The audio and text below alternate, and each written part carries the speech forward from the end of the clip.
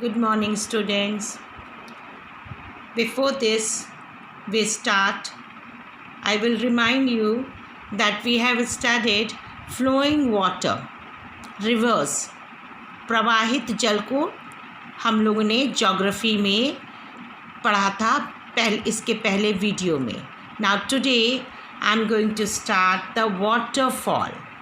जल प्रपात, उसको झरना भी कहते हैं.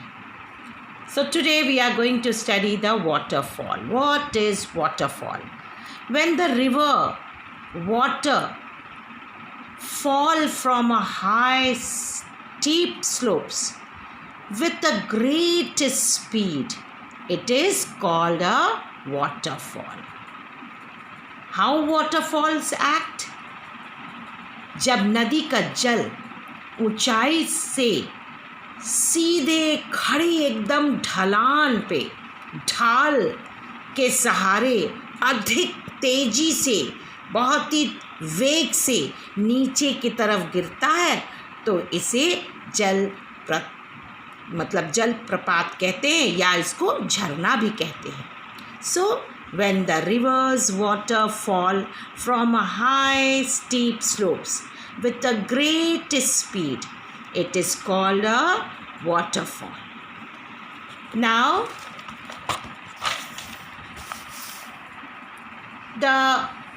in the bed of the river, the hard and the soft rocks are combined.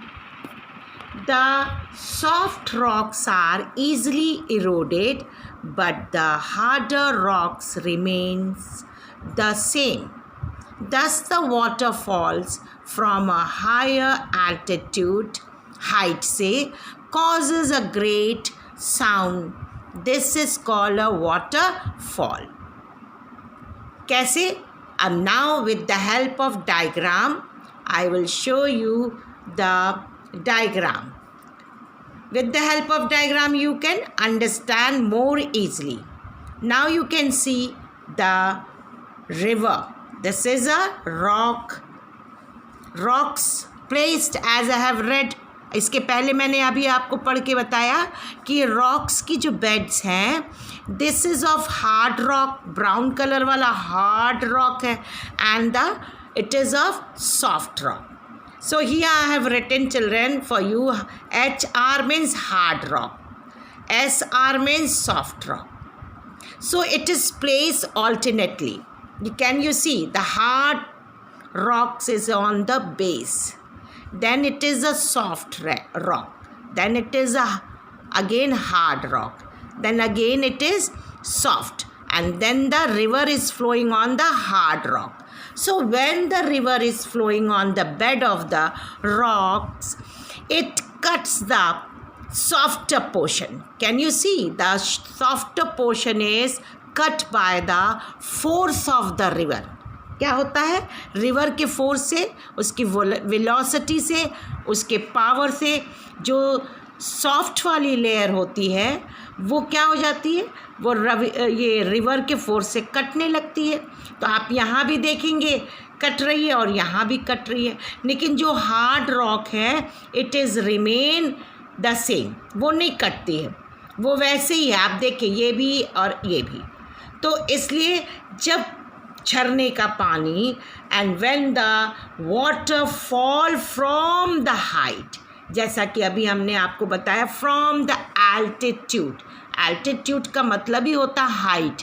सो बहुत ही तेज़ी से जब रिवर बहुत ऊंचाई से नीचे की तरफ गिरती है तो ये क्या करती है? पत्थरों को, सॉफ्ट वाले पत्थरों को काट देती है. और तब जब ये पूरा आपने देखा पत्थर कट गया, सो रिवर क्या करेगी? यहाँ कोई बेस नहीं है तो रिवर जंप करती है, एक स्थान से, एक पत्थर से दूसरे पत्थर पे वो ज़ोर से गिरती है.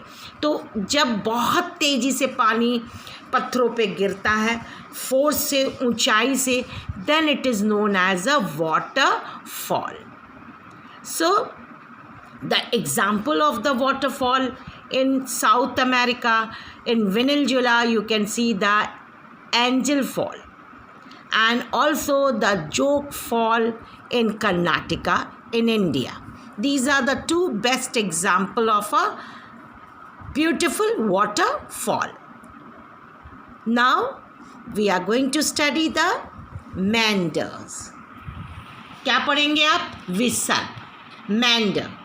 जब rivers पहाड़ों से, when the rivers comes on the plains, when it comes from the mountainous areas, it brings lots of sediments.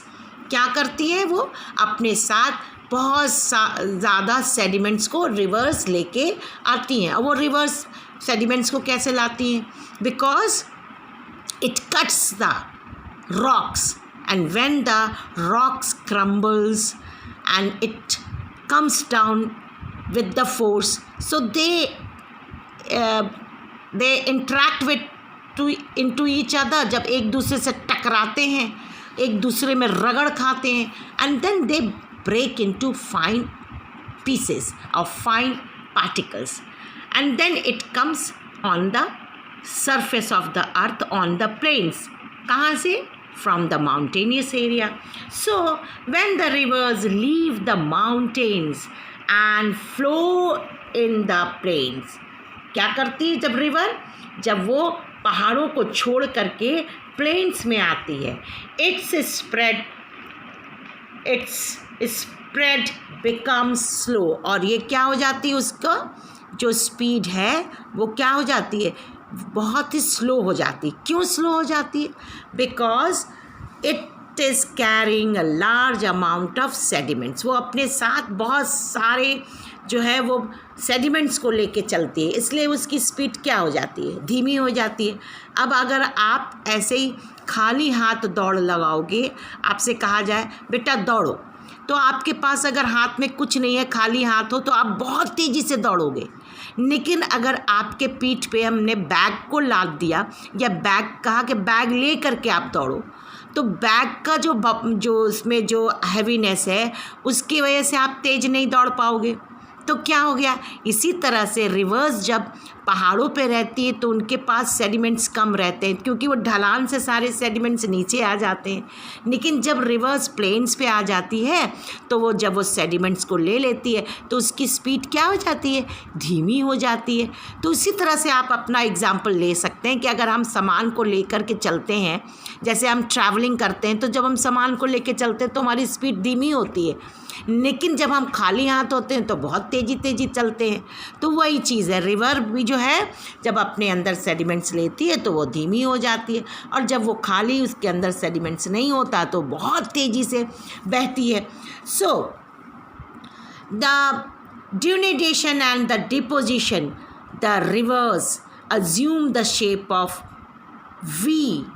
V-shaped valley. अभी हमने पढ़ा, वहाँ पर पहाड़ों पे वो वी शेप्ड की वैली बनाती है, लेकिन जब वो नीचे आती है, when it comes down on the plains, so it makes the meanders, because the river start meandering. वो रिवर क्या होने लगती? टेढ़ी मेढ़ी जिग जैग चलने लगती है. क्या करने लगती है? Zigzag. और जिग जैग कैसे चलती है? क्यों चलती है? क्योंकि वो अपने साथ बहुत सारा सेडिमेंट्स लेके चलती है, तो कुछ दूरी पर वो थक जाती है. रिवर क्या हो जाती है? अपने सेडिमेंट्स को एक जगह डिपॉजिट कर देती है, फिर वो खाली हो जाती है, फिर वो आगे जाती है. तो इसी तरह उसके अंदर एक लहर जैसी हो जाती है, वो जैसे घुमावदार हो जाती है, मोड़दार हो जाती है, और उसी को बोलते हैं रिवर मेंडरिंग. तो the river one fall, it is formed the oxbow lakes. और धीरे धीरे वो क्या बनाने लगती है? ऑक्स बो बनाने लगती है. जो ऑक्स के जो सींग होते हैं ना, बो के तरह, उसके जैसे वो फीचर्स को बनाने लगती है. And the Chilika lake Orissa, in Orissa is the best example. अब आप इसके डायग्राम से आप इसको अच्छे से समझ सकते हो, इसलिए मैंने आपके लिए डायग्राम बनाया है. तो आप पहले हिंदी में पहले देखेंगे. पर्वतीय भाग से जब नदी नीचे मैदानों में उतरने लगती है, क्या करने लगती है? पर्वतीय भाग से जब पहाड़ों से नदियाँ जब नीचे उतर के मैदानों में आ जाती है, तो उसकी गति क्या हो जाती है, उसकी स्पीड क्या हो जाती है, वो कम हो जाती है। ढलान से, पहाड़ों से उसकी जो गति है वो धीमी हो जाती है। तो नदियाँ धीमे धीमे चलने लगती हैं और वो फिर टेढ़ी मेढ़ी रास्तों से बहने लगती हैं। तो इसे क्या बोलते हैं, विसर्प, जैसे मेंडर्स बोलते हैं। अब सबसे पहले आप देखोगे फर्स्ट पिक्चर में, आप देखिए कि स्ट्रीम है। स्ट्रीम को आप देखिए, जो रिवर है वो सबसे पहले सीधी चल रही है। जब वो पहाड़ों से नीचे उतरी तो सीधे चलने लगी, क्योंकि इस समय इसके पास सेडिमेंट्स कम है। फिर धीरे धीरे वो सेडिमेंट्स को आपने सेकेंड वाले में देखेंगे कि जब वो टेढ़े होने लगी, क्यों टेढ़ी हुई, क्योंकि इसके सेडिमेंट्स यहाँ पर इसके कोनों में डिपॉजिट्स होने लगे। इसके वजह से वो सेडिमेंट्स की वजह से इधर घूम गई और फिर इधर घूम गई, तो इसलिए टेढ़ी मेढ़ी बहने लगी। फिर आप देखें नीचे, ये जो शेप है ये ऑक्सबो का यहाँ पर लेने लगी। क्यों बनाने लगी, क्योंकि इसके ये गहराई में बीच में सेडिमेंट्स बहुत ज़्यादा यहाँ गैदर हो गया, जिसके वजह से रिवर सीधे नहीं बह पाई। ये क्या हो गए, सेडिमेंट्स को छोड़ के ये टेढ़ी होते हुए इस तरफ से बह गई। तो ये तीसरी पोजीशन है मेंडस की। ये लूप बनाने लगी, क्या करने लगी, रिवर्स बेंड होने लगी, थोड़ी थोड़ी यहाँ सेकंड में बेंड हुई। फर्स्ट में सीधी चली, सेकंड में बेंड हुई, और थर्ड में ये लूप्स, पूरा आप देखिए ऐसे लूप्स। अगर आप किसी क्या बोलते हैं स्ट्रिंग से, आप फीते से आप लूप्स बनाते हो ना, उसी तरह से देखिए लूप्स बनने लगा। तो अब क्या हो गया, जब लूप्स यहाँ सेडिमेंट ज़्यादा हो गए, when the sediments are more than the river will leave the sediments at one place and again it will flow further. और वो क्या करती, सेडिमेंट्स को छोड़ करके आगे फिर से बहने लगती। तो आप देखेंगे रिवर क्या हो गई, सीधे बहने लगी और ये ऑक्सबो लेक को बना दिया। ये ऑक्सबो लेक जो है वो ऑक्स के बो की तरह लगता है, ठीक है, तो इसलिए यहाँ पर ये ऑक्सबो लेक होता है। आप इसको देखिए, जैसा कि मैंने आपको लिखा भी, आपको बताया मैंने कि लूप्स बनाती हैं और फिर ऑक्सबो नाम जो है वो इसलिए दिया क्योंकि इसके जो ऑक्स के जो सींग होती है वो बिल्कुल ऐसे बो के तरह, ठीक है। तो अब आप ऊपर देखें, मेंडर्स का मतलब क्या होता है, विसर्प, सर्प के तरह। आपने देखा कैसे टेढ़े मेढ़े एकदम जैसे सांप के तरह इसके फीचर्स बनते हैं। तो रिवर जब प्लेन्स में बहती है अपने सेडिमेंट्स के साथ, तो वो भी एकदम टेढ़ी मेढ़ी सर्प के तरह, ठीक है। तो इस तरह से आई होप यू हैव अंडरस्टूड, ये आपको मेंडर्स समझ में आ गया होगा। अब हम उसके बाद now we are going to take another topic, कि अब रिवर जो है now it came near the sea. अभी मेंडर्स बनाते हुए, फ्लड प्लेन्स बनाते हुए और that is the alluvial plains को बनाते हुए, it comes on the near the sea. अभी हमने क्या बताया था, इरोजन। सबसे पहले क्या बताया था, इरोजन हुआ, माउंटेनियस एरियाज में पत्थर टूटे, क्रम्बल हुए। तो by the rivers, by the running water, by the sea waves, by the glaciers and by the wind, the sediments, it came with the flowing water. So then they have made the transportation, and by the transportation they have made the meanders. अभी पता है ना, meanders, विसर्प। Now it is very closer to the sea to drop the water into the sea. So on the mouth of the sea, the river is started making the delta. So अभी हम इसको delta को पढ़ेंगे। The river flow very slow. अब river के अंदर बहुत ज़्यादा सेडिमेंट्स हैं। तो अभी क्या मैंने बताया था एग्जाम्पल, कि जब आप बिना बैग के दौड़ते हो तो तेज़ हवा की तरह दौड़ते हो, लेकिन जब आप बैग लेकर दौड़ोगे, वाटर बॉटल लेकर के, या कोई एयर बैग है या कोई भी भारी सामान, तो आप उतना तेज़ी से नहीं भाग पाओगे। तो वही चीज़ रिवर के अंदर भी है। So rivers are also carrying the deposits, ठीक है। So due to that it is very speed, its speed is very very slow. So the main work of the river is deposition. इसका main काम क्या है? To deposits the sediments on the mouth of the delta. The river is reaching near the sea in order to drop its water. वो river नदी के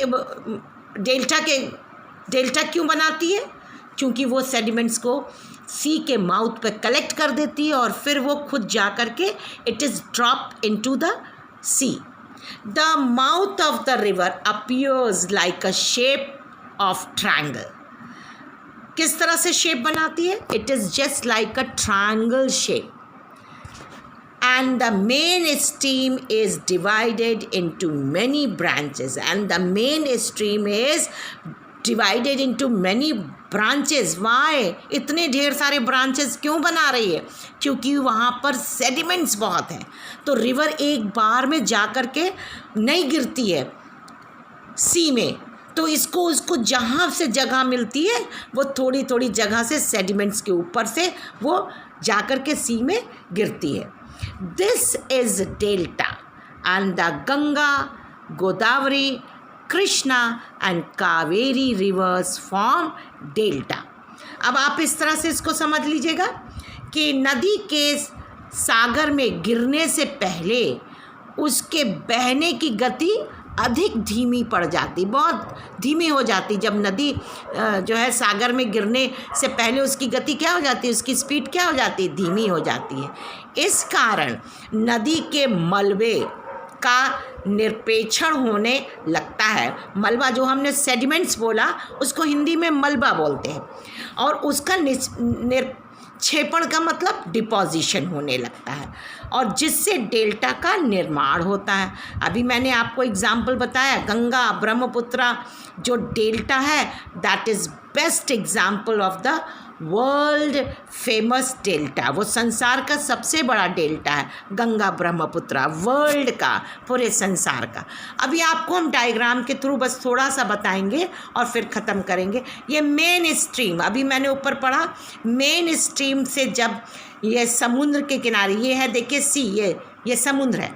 जब river ये main stream से आ रही है तो ये कई ब्रांचेस में डिवाइड हो जाती है, बहुत ढेर सारी ब्रांचेस में। क्यों? क्योंकि यहाँ पर ये मलबा, यहाँ पर ये सब सेडिमेंट्स जो है वो गैदर हो जाता है। तो इसलिए रिवर एक साथ आकर के सी में नहीं बह पाती, इसलिए वो ढेर सारी ब्रांचेस में आकर के सी में गिरती है। तो आप इसका शेप देखिए, इसका शेप कैसा है? ये इसका शेप कैसा लग रहा है आपको? ट्रायंगल दिख रहा है ना, ट्रायंगल।